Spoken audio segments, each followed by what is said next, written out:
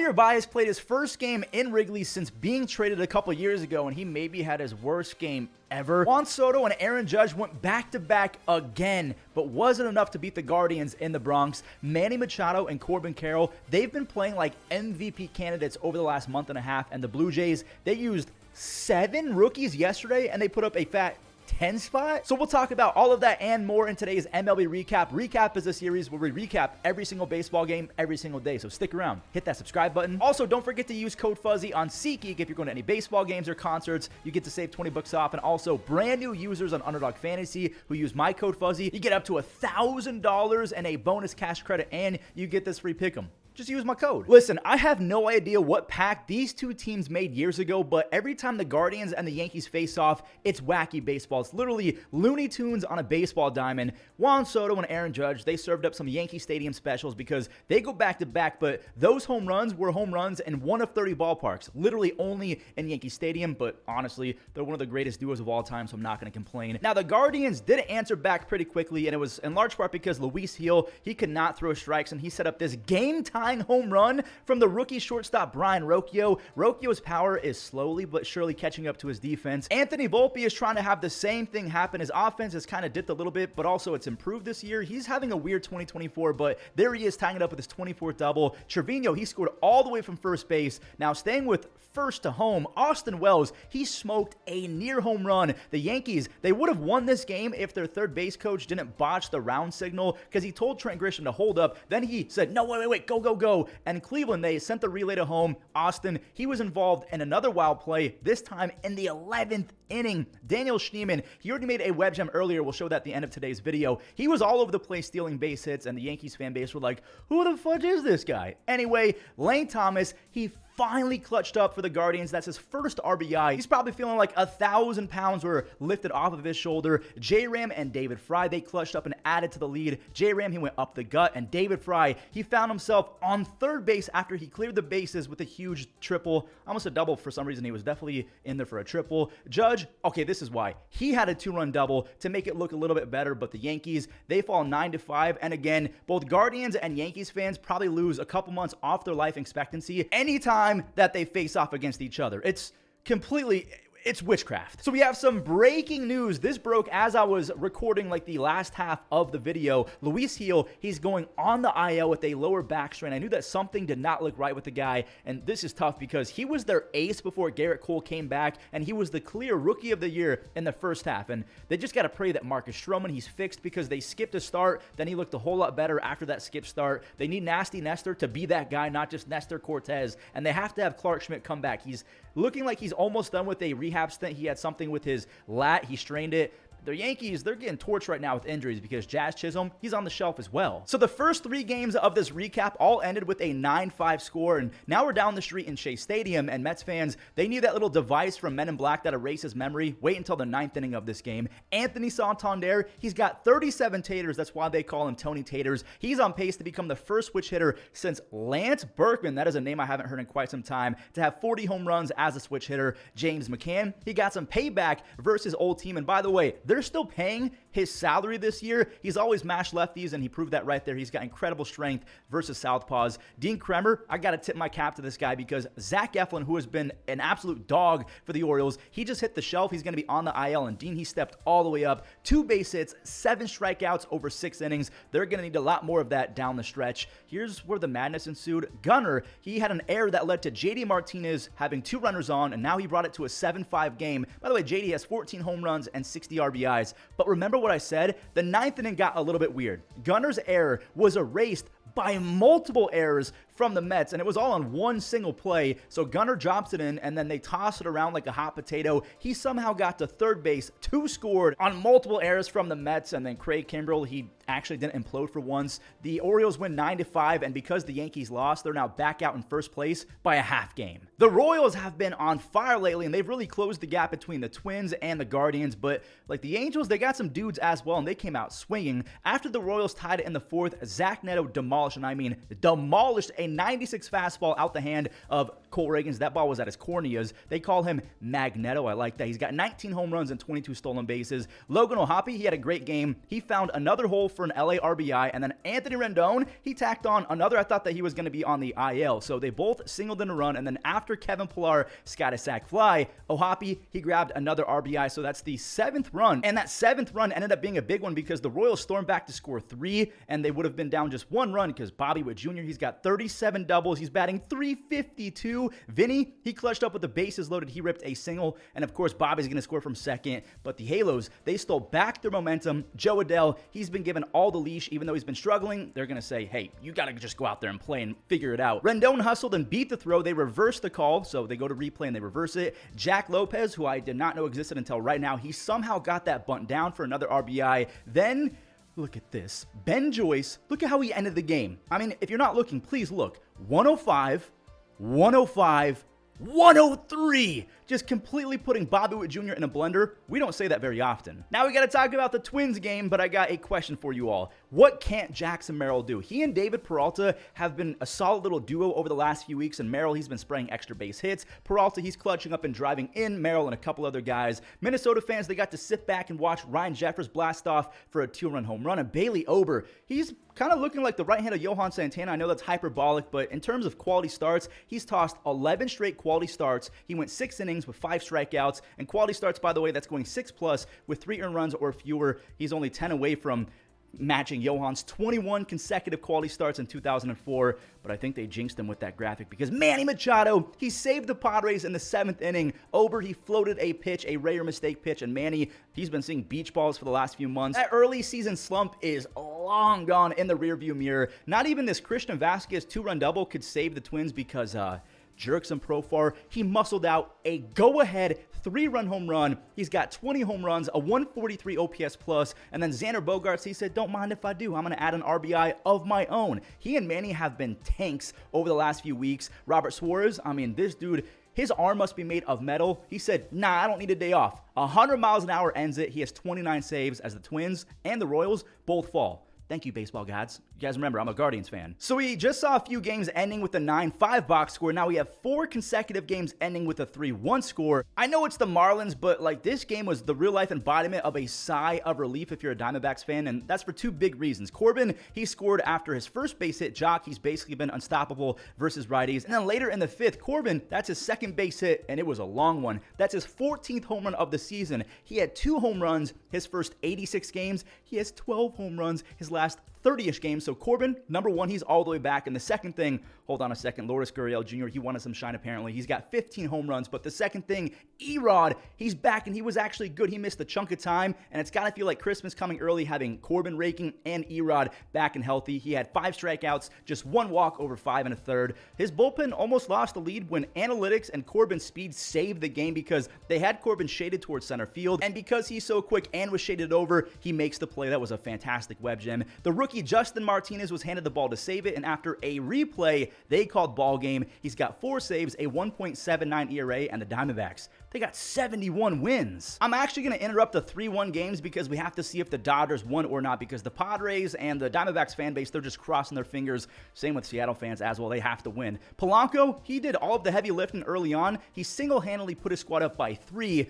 The only problem, though, guys, Gavin Lux and Max Muncy, they are locked in. They can catch up to 95 miles an hour. Another game where Gavin and Max both went yard. I think it was back-to-back games, by the way. Gavin, he is now in double-digit home runs. He's got 10, and his OPS plus is 101. It's finally over 100. I'm so happy that he's back. Muncy, his pimp jobs are some of my favorite in baseball. Him, Yasmani Grandal, I mean, they're just beautiful because they just toss the bat. Seattle, they're still up a run, though. I've made it seem like the Dodgers are winning, and they're realizing things are about to get really, really ugly. They have to deploy the nasty Andres Munoz, who has been anything but nasty this week. Mookie, he turned and burned for a game-tying 2-run bagger, and after Munoz got out of that inning, he got even worse in the 8th. Jason Hayward with the pinch hit 3-run home run. The Dodgers, with the help of Jason Hayward and Daniel Hudson's 10th save, they've won 3 games in a row, and they really got helped out by a Rivas play. He was trying to do way too much for the Mariners, but yeah, the Mariners lose another game. The crazy part about this recap, every single team in the NL West won a game yesterday, so we're back to 3-1 games, and the Rockies, They got all that they needed from Ryan McMahon and Nolan Jones, because Austin Gomber, he was special in this start. I wish that McMahon was on a playoff team, by the way, because he is so good. He just straight balls out. Nolan Jones,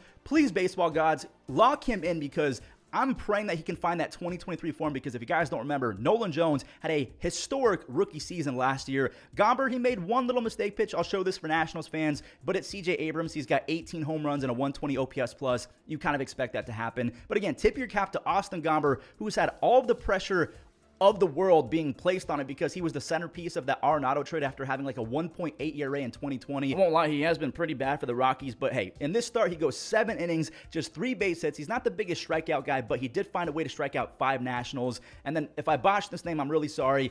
Angel Chevy, I think that's how you say this kid's name. He secured his first ever big league win and save in the same week. Good for him. And finally, for the NL West teams that picked up a W, the Giants had a pretty easy game versus the worst team of all time. And yeah, I mean, I've never seen a lineup like this ever, or a pitching staff. You know those TikTok interviews where they ask couples, hey, who was your free pass be? White Sox fans, they deserve that. They're allowed a free pass, and I don't think that anyone would be upset. Like, if they want to root for the Dodgers or the Yankees or some other team not in the AL Central, cool, go for it. They deserve it. Now, you already saw both teams trade a run as the White Sox out was overturned, so there was a lot of replays in this recap. Elliot Ramos, I will say, he had a fun 3rd and 5th inning. In the 3rd inning, he took a pitch, so that's ball 4. He walked in a run, and then he singled back up the middle for his 60th RBI. Giants actually have a few Rookie of the Year candidates on offense with Tyler Fitzgerald and Elliot Ramos. I don't know why I was blanking on his name. I just said it. Robbie Ray, he morphed back into Robbie Raygun. He packed a punch in this one. Shout out to you guys if you understand that reference. It's a Call of Duty Zombies reference. He had 3 base hits, no walks, and 9 punch outs over 6 1/3. So Robbie was absolutely disgusting. And then Ryan Walker, who is the brand new shiny closer for the Giants, he's got unhittable stuff. He's a side armor that throws 97-98 with a devastating slider. So with this W and the Mets L, the Giants are now 3.5 games back, and I just want to say Ryan Walker is a cheat code. If they stay ahead, they're not going to be blowing games. Let me knock on wood, though. So we just brought up the NL wildcard, but like, this series right here could actually change the entire NL East side of things, because the Phillies have been scuffling, and I thought they snapped out of it. Maybe they did. Maybe they just got beat, because Zach Wheeler, he gave up a triple to the former Philly, his former teammate, Whit Merrifield, and then he scored on a Michael Harris base knock. So it's good to have Michael Harris back and Ronaldo Lopez. Yes, he gave up the lead, but after that, I mean, he was out of his mind. It seemed like every Philly and their mother struck out. Ronaldo struck out Schwarber 3 times, and the 2-timer 3 times as well. Bryce Harper, he's batting .209 with the 78 OPS plus in the second half. Lopez, he's out after striking out 10 in 5 innings. 5 innings, he gets double-digit strikeouts. Marcell Ozuna, he finally did something in his career versus Zach Wheeler. The Georgia Lottery actually sponsored this inning, and if anyone homered, a woman won $4,000, so she better thank Marcell Ozuna. Another newcomer, Gio Urshela, he did what his other teammates did right before he came up to bat. They just watched ball 4 against the lefty. Why am I forgetting his name? What is wrong with my brain today? Jose Alvarado walked 3 consecutive Braves. It's now 3-1, and Iglesias and Laureano, they combined for a pretty fun 9th inning. They kept it there, and Iglesias now has 27 saves. The Braves have won 3 games in a row, and they're now just 6 games back in the East. Do they have a little comeback in their back pocket? All right, guys, this is the final 3-1 game, I swear. The Boston and Astros game was crazy, and we'll recap that game after this one. Javier Baez, El Mago, he's back in Wrigley for the first time since being traded, which is actually crazy to say out loud, and it's cool to see him getting a standing O. Jace Young, this kid is going to be so good for the Tigers. He's starting his career on fire, and then the fellow rookie, Dylan Dingler, he kept it simple. He has pretty good mechanics, at least in my opinion. He scores Torkelson, and now we have some more standing ovations for Javier Baez. But methinks the Cubs fans don't miss this. He swings at a ball 4 feet away, and then he takes a fastball right down the middle. Javier Assad was fantastic for the Cubs, by the way. He had a few strikeouts to work out of a jam. He has a 3.1 ERA in his first 3 seasons as a big leaguer. And his offense, they finally woke up. They snapped out of it. Bellinger, he got his hands inside on a fastball, and with one swing, the Cubs, they get 2 runs. Dansby, he's been awful this year, and maybe he took it to heart that his own fan base was cheering the other shortstop. I know context matters. Javier Baez was a big-time player, and he won a World Series, but he's probably like, hey, guys, cheer for me. I still exist. That's his 10th home run. So with the help of Assad, Bellinger, Dansby, Porter Hodge, which is one of my favorite names in baseball, he finishes the job with a dirty slider. Javier Baez returns to Wrigley, goes hitless with 4 strikeouts.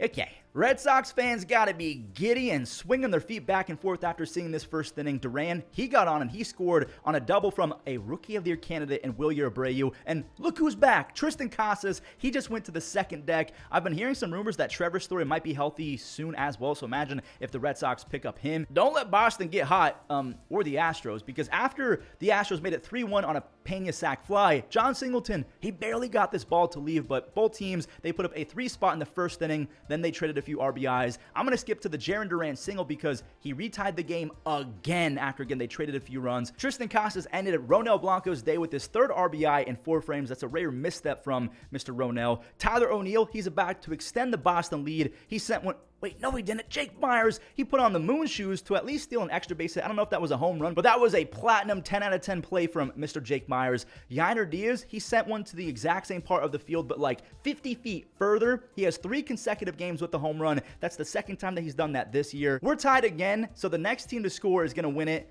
Jarren to the Crawford boxes again. He went a perfect 4 for 4. He's got 17 home runs, 31 stolen bases, 134 OPS plus. He's top 7 in F4 across baseball. Kenley Jansen now has 444 career saves. He's kind of really ahead of Craig Kimbrell now. You guys might hate me for this, but we're going to be cutting a lot of fat in this next game because it was a rare game where both starting pitchers were absolutely dialed in. Joey Estes and Shane Baez, they were stingy all game. I mean, look at Estes getting Jose Siri to look like Javier Baez in the 3rd inning. Shane Baez and the Rays defense kept all the runners off, and Estes, he actually went 7 scoreless as well. Same with Shane Baez. Baez is really good, and with one swing, Jose Siri, he brought this game to an end. Now, it wasn't a walk-off or anything like that, but he absolutely demolished a 415-foot home run on that meatball that was directly down the middle. Jose, he's the biggest all-or-nothing player in all of baseball. Baz, he came out after 7 2/3, and Edwin Ucita, I think that's how you say it, he picked up his first ever save. As a Ray, he's been amazing. He has a 0.9 ERA and a near 11 strikeouts per 9. From the Rays to the A's to the only other team that rhymes with those, the Jays, unless the Braves counts, I don't know. Rookies Will Wagner and Addison Barger, they have been really good to start their careers. Will Wagner with the RBI, and same with Addison. And by the way, Addison swings a toothpick. He has some of the best bat speeds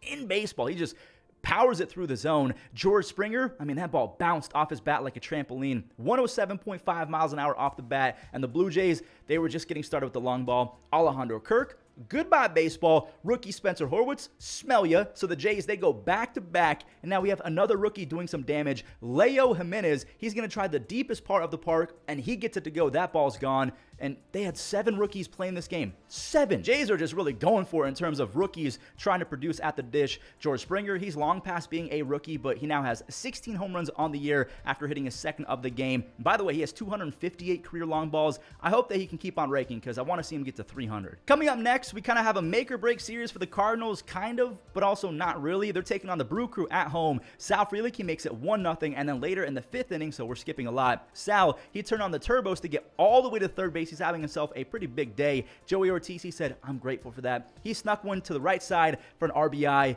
and now we're about to have a really costly error from Mason Wynn. Wait for it. So, yeah, Mason Wynn, he botches that, and then William Contreras, he makes them pay. He pummeled a ball to deep center field. Victor Scott just missed the grab, but you know who did not miss it? Matt Carpenter. He comes off the IL and he charged up for a 2-run tater, but that's why the error was so big. It was like, cool, we're back in the game a little bit. We got a 2-run home run, but it could have been tied up if we didn't have that error. Goldie, after the Cardinals were rallying in the 9th, he chased the ball, and then so did Nolan Gorman. That's why they call Devin Williams the airbender, because that changeup is just disgusting. He has 5 saves already, and tip of the cap to Frankie Montas. He was really good. He just got traded to Milwaukee. He went 7 scoreless on 1 base hit. If he can keep that up going into the playoffs, the Brewers are going to be scary. Last but not least, Mitch Keller and the boys made it look easy down in Texas. IKF and Connor Joe, they both got on, but I do have to mention Connor Joe, this was ruled a ground rule double, so IKF, he did score, but then he had to go back. That's no triple for Connor Joe. But I already kind of spoiled it by saying Mitch Keller and the boys made it look easy. Just like Lane Thomas, Brian De La Cruz got the monkey off his back. He finally did something productive. That is a 2-run base hit, and then O'Neal Cruz, he wants to add to the lead. He sent one far. It's back. It's off the wall, and it could have been an inside the park home run if he was not watching it. He thought it was a home run 450 feet or something like that. It's an RBI triple. Mitch Keller was fantastic. 7 scoreless, 3 base hits, no walks, and the best part, 9 punch-outs. If Paul Skeens can stop walking so many guys, and if Jared Jones stays healthy, I'm telling you, Skeens, Keller, Jones could be one of the best rotations in baseball and one of the better rotations we've seen in quite some time. Jared Triolo, he made it a non-save opportunity for David Bednar, which might have been good because if it was a save opportunity, Bednar would have stunk it up. The Rangers dropped to 58-69. They're 12.5 games back of the wild card. The Pirates are 8 games back, so kind of still in it, but also not really. Well, everyone, that does it for today's recap. Thank you for always supporting this series. Make sure you check out my editor's channel, Pesky Talk. He just uploaded a brand new video on superstitions, and we'll catch you guys in the next one. Enjoy the web gems. To give baseball a shot. Speaking of shot, that's one that's stopped by Javier. Pitch and a shot. Wind gloves, scrambles, and fires to. Popped up the other way. Long run for Peraza. He makes the. One hopper, flagged down by Rafael, off balance, and a lunge. As this one taps slowly toward third, Arenado's got it with bare hand toward the first, and Adele lines it to right field. Renfroe slide. It's jams. Oh, behind the back swipe by Miller in his glove. Ortiz pops one up in his shallow right. Nootbaar coming on, still coming. He's got it. 9th inning as Massey, topper to the right side, tough play. Lopez charges, glove flip.